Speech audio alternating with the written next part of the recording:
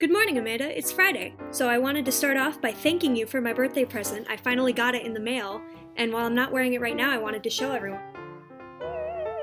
Thank you so much. I'm so excited. And you're kind of helping to fuel my Misha Collins obsession, which probably doesn't need any more fueling, but I don't care. I love it anyway. And I wore it on Monday, and I got some strange looks from people, but that's just because they're jealous and they don't know the beauty that is Misha.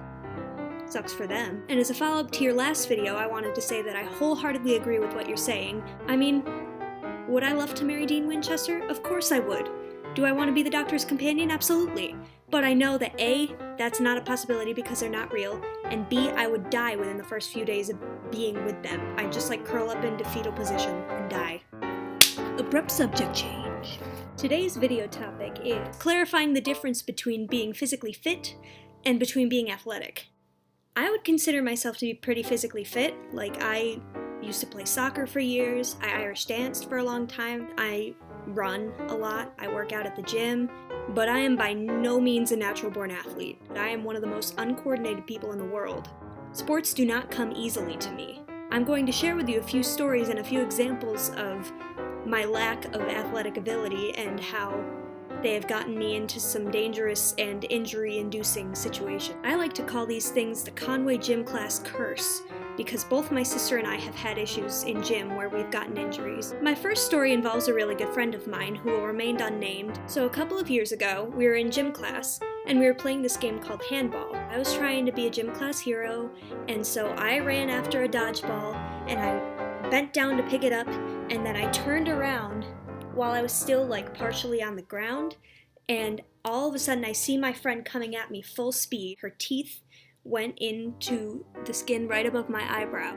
I started bleeding profusely. I had to cut my face while I was walking over to the nurse's office, and then I went to the doctor after that, and they cleaned it up and they put steri strips on my face, but they started to get really gross. I wore a band-aid on it for a couple of weeks, and all of my friends made fun of me because it looked like I only had one eyebrow, and my friend tried to draw an eyebrow on my band-aid. Every time I'd see a friend of mine in the hall, they'd just look at me and go, but a lot of people still make fun of this girl because they always tell the story of how she bit me. I forgive you. Now I have an entertaining story to tell people. But that's an example of how when I try to play sports, it ends badly. Another example is I was playing indoor soccer one day. I was told to mark this one girl, and then she was told to mark me by her coach, and I really started to piss her off because I was getting past her a lot.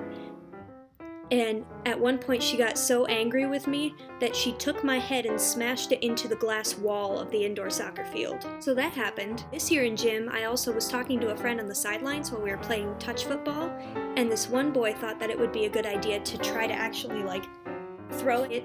Went all the way across the gym while spiraling and hit me here. I don't really remember a lot from that day.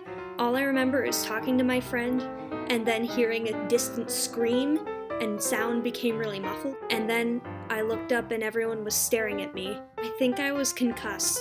So those are the reasons why I avoid sports now.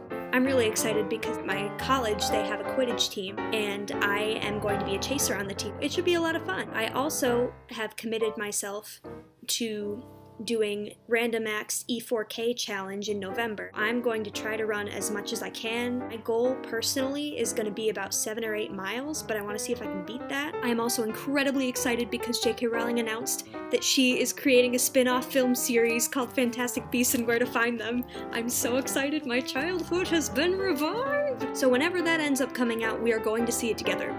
Okay? Because my childhood is back. Like you, my owl got lost on the way there, it took a pit stop in Romania, and while it was sleeping, a dragon accidentally sneezed on it and burned it to a crisp along with my letter. His name was Steven. Changing body position for one clip so it creates an awkward transition. So I'm really glad to hear that you enjoyed your first week of senior year. I loved my senior year, so I'm excited. Keep me posted on how things are going because I want to know. Amanda, I'll see you on Tuesday.